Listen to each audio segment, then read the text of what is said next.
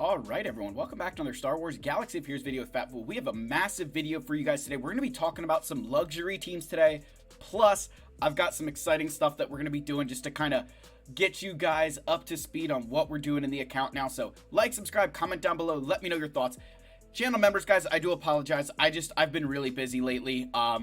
It's the busiest time for my company, so I haven't had a good chance to update the title cards the way that I want. So I really appreciate you guys. You all are fantastic people, and this channel isn't the same without you guys. Hopefully you're enjoying the roster review live stream the other night. I plan to do more of those this month as I have a lot more free time in the nights. So let's get in here. Let's kind of show you guys a couple things that we're going to be doing. So number one, before we get to our luxury teams, we've got some upgrades to do here. We got Darth Bane, and we're taking him all the way up. Let's go. All right. We're not even going to look. We're not even going to look, guys. Whoops, we're not even going to look. We're just going to go all the way on up. Just keep moving along. Just go. Just go. It costs so much to craft all this gear, by the way, if you guys have never noticed. Like, it's insane. Look at this. Boom. Oh, I've been waiting so long. Let's keep going. Come on now, buddy. Come on. There's a reason we've been hoarding all of our stuff. Come on now. We got a couple more. Don't worry, guys. We got Bane, we've got Gideon, and hopefully Death Trooper, depending on the way that our Gear 13 situation is looking. Because we got to do the big hitters first. Come on now. All right, Relic 5. Let's keep going along here. Come on now. There we go. Relic 6.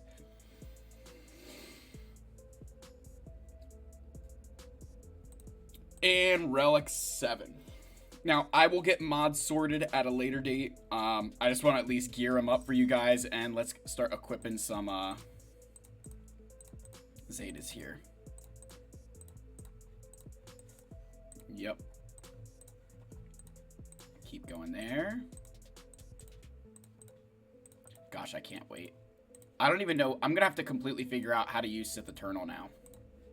Gonna have to definitely change the defense up a little bit, figure out how we move along here.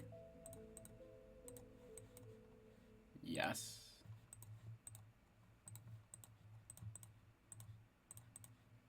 Keep going, keep going.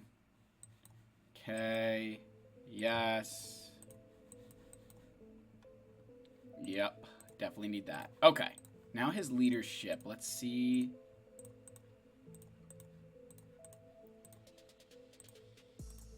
Okay, I don't know that I need a... I'm not going to equip this Zeta. I think we're going to hold off on the Zeta the more I think about it. Lightspeed allies? Yeah, I'm going to hold off on the Zeta for now. All right. Now let's go to... Come on, where you at? I know, there you are. All right. And now, let's do this. Whew. All right, we're not even looking. We're not even looking. We're just going to keep going here. 50 bajillion credits later.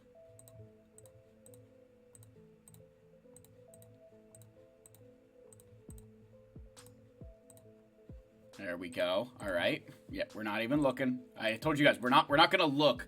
We're not going to look at the credits that we're just going to keep pushing because, yeah, it just makes me crazy.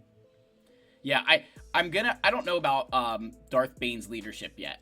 I was convinced of it for a while, but I think this first Grand Arena we're gonna just use him with Sith Eternal, and then I'll probably see how his stuff sort of pans out a bit here, right? Because what I want to see is, like, if my opponents are using him as the squad, then I may need to rethink my strategy and do the same thing, kind of mimic that. But I think with Sith Eternal for me will be a better use. I don't know yet. We'll have to plan and see this. All right. Let's get you.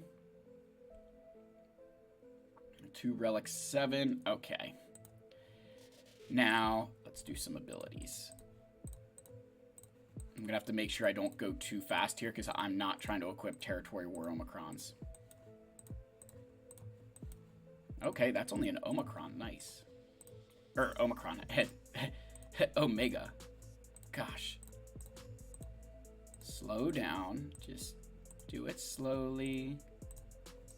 Yep, okay.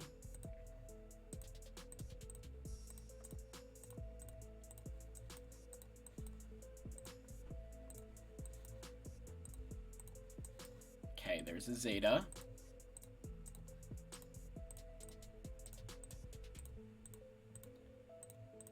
Come on now. Okay, there's the other Zeta. No. Alright. And again, guys, mods will be sorted at a later date. We're going to sort the mods at a later date because that will take me far too long to do in this video for you guys. So, there we go. All decked out. Relic 7s for both of them. And let's just see, can I do this guy? I can. There we go. Alright, nice. That's what I was hoping to be able to do to get him to relics too. I want to have this team ready to go for next 5v5. It's definitely again, you guys will see it's going to be a luxury team, but I really kind of need it to compete at this level. So we're going to stop at relic 3 for right now. Kind of wait and see how I feel about it. Because I want to save some signal data. We've got a lot of other stuff I still need to prioritize, but yes, those things are there. So now that we've done Bane and Gideon, I now want to spend some time talking about some luxury teams, kind of when you know to gear them or not. So let's start with the Tuskens versus the Night Sisters. So one of these teams, they're both luxury teams, but one of them has far more priority. So let's kind of compare. Let's talk about the comparison between the two. Both of them have Grand Arena Omicrons. However, Tuskens are more 3v3. Alright guys, hopefully this edit works. Let's talk about some luxury teams here. I do apologize, my daughter came down and had to interrupt me, so let's talk about luxury teams. So we're going to start with the Tuskens and the Night Sisters here. To me, these are two teams that I'd say are, very, very important, right? Two teams that I think really, really have a lot of, viability. Now, the big thing up here is that your Tuskens, from an Omicron perspective, are either Territory War or 3v3 GAC. They're not something that we can use in 5v5 GAC with an Omicron. Now, in my opinion, they're still an A-tier team, just like the Night Sisters. The bigger difference is that the Night Sisters can reach S-tier status in 5v5 and 3v3. I think Tuskens kind of only reach that S-tier in Territory Wars, in my personal opinion, because 3v3 GAC, they're good, but there's just a lot of workarounds there. I'd say they're A-tier. I'll give them A-tier status in 3v3. The bigger difference between these two teams is when it comes down to the assault battle. The assault battle the Tuskens have is shared with Inquisitors, where the Night Sisters is shared with Phoenix. Inquisitors, far better than the Tuskens, and they're 100% necessary. Whereas these guys, again, none of these characters are super... Like, you've got two requirements on each team, right? You've got Tusken Raider, and you've got as your GL Rex. And then Asajj and Marin are both, like, General Skywalker and Jedi Knight Cal, respectively, the requirements for those events. So, 2 for each of them. Where I'd say the Night Sisters, to me, become a bit more necessary. Again, that assault battle. But the gear is a lot easier on them. And in TB, they have the special mission on Dathomir where we can earn currency. I think they're a much better team, again, with lower gear than the Tuskens are. So for Conquest, they're an easy 3-star almost every single time. So I very much think the Night Sisters are the ones of these two luxury teams that I would build. Now, next we get down to 2 Datacron-biased teams in Dr. Aphra and Bo-Katan. Now, this is where it gets a little bit more interesting because, again, there's a lot of Datacron bias for both of these characters. Without the Datacron, I did get to see Bo-Katan briefly without that Datacron, and I feel she's a far better defensive character than Dr. Aphra. Now, the other side of this equation is that Dr. Aphra is going to be far easier to farm because her characters are accelerated and Bo-Katan's are not. From a Kyrotech perspective, you're looking at a lot more Kyrotechs needed for Bo-Katan Mandalore simply because we can use characters like IG-88, HK-47, B2, Darth Vader over here, where Bo-Katan Mandalore kind of needs some high Kyrotech characters all the way around. The thing that makes me tell you that Bo-Katan's the better investment between these two luxury teams comes down to defensive performance. The Dr. Aphra on defense, not the greatest character, and that's okay, but think that your opponent can oftentimes strategize that I'm going to bring Commander Luke if they set Dr. Aphra on defense. Otherwise, I'm going to use Commander Luke on something else. Like, I think she just doesn't have that defensive viability that Bo-Katan does.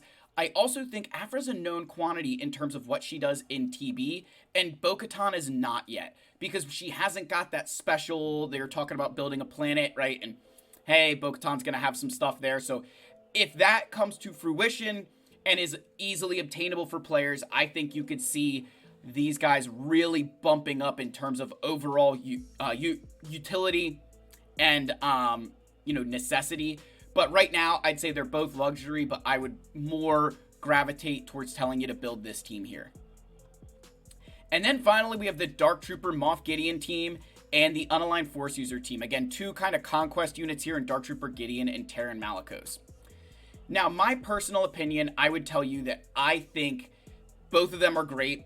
I think the Datacrons for both Malicos and Dark Trooper Moff Gideon were insane. Each of them was really, really good. The reason I'd say the Imperial Remnant team is a lot more luxury than the Unaligned Force User team comes down to actual Omicrons. More than anything. There's only Territory War Omicrons up here, ignoring Scout Troopers raid thing. So, then we've got down here, you've got, your Cal Kestis and Fulcrum Omicron for Territory Wars, and then Seer and Terran Malicos for Grand Arena. And this is something that I really think as you progress in this game you want to think about. You're going to be spending a lot of investment here. So being able to equip a couple of Omicrons to have a team for GAC and Territory Wars is really, really valuable. That's something that I think you've really got to pay attention to. And that also kind of goes back to Dr. Afra here, where her Omicron's only 5v5, and then the droids are 3v3, and they're like hot trash. Whereas Bo-Katan, she's got the GAC Omicron, Grogu's got a Territory War Omicron, Paz Vizsla has TB, which like, whatever, But down here, you've only got Dark Trooper Moff Gideon as Territory War, whereas you've got plenty of Territory War and GAC viability down here.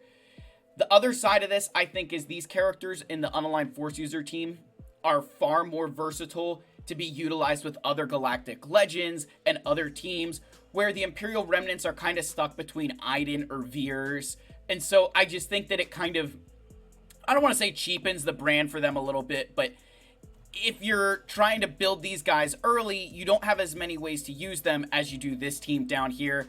So again, that's kind of how I view luxury teams, just something that's kind of been on my mind a little bit, that you want to make sure with a luxury team, like even still, all of these teams are something that I would not be investing in immediately. There's something that, hey, you know what, I could use a little bit of luxury, here would be my prioritization order. Of all these luxury teams, the one I'd prioritize the most is definitely the Unaligned Force Users if you can, as I think Cal and Seer are fantastic, but Malicos is just, he is unreal. He plus Kylo Ren Unmasked are your Leia counter in 3v3. Fulcrum is really, really good. A big danger, honestly, in Grand Arena with this team. So, yeah, guys, I really like this. Again, hopefully the editing I did earlier works. If not, then you're getting 2 videos at once. I love you all. May the Force be with you, and I'll see you in the next one. Cheers.